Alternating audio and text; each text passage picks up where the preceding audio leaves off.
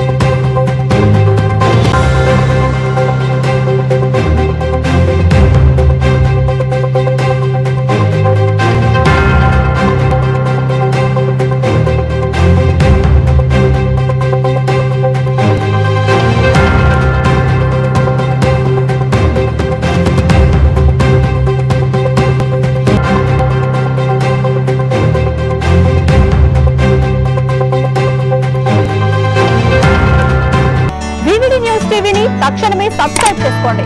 Notification కోసం click చేయండి. మరిన్ని అప్డేట్స్ కోసం ప్రతి ఒక్క కుటుంబానికి ఉచిత ప్రకటనలు వచ్చే విధంగా మీకోసం మీ ముందుకు వివిడి న్యూస్ టీవీని ఏపీ ఫైబర్ నందు 99వ ఛానల్ మరియు యూట్యూబ్ నందు వీక్షించెదరు.